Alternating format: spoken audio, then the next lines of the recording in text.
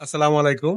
আমরা এখন আছি মাল্টিপল সেন্টারে ল্যাপটপ ঠিক করার জন্য। ভাইয়ের একটা ল্যাপটপ প্রায় 2 বছর ধরে ঠিক করে। কতদিন ধরে ভাই?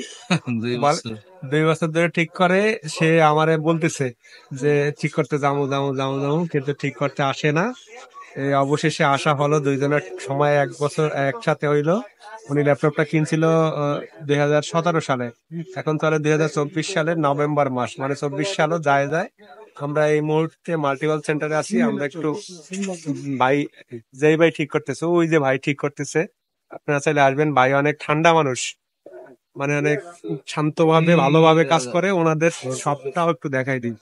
এই যে ঠান্ডা মানুষ, নিরিবিলি ঠিক করতেছে, অনেক কম খরচে। আমরা অনেক জায়গায় ঘুরছি, অনেকে অনেক টাকা বেশি বলে, কারণ ভাই এই যে আমার যা ল্যাপটপের মালিক, ইনিও বাংলাদেশ ব্যাংকেই চাকরি করে আমাদের প্রতিষ্ঠানে।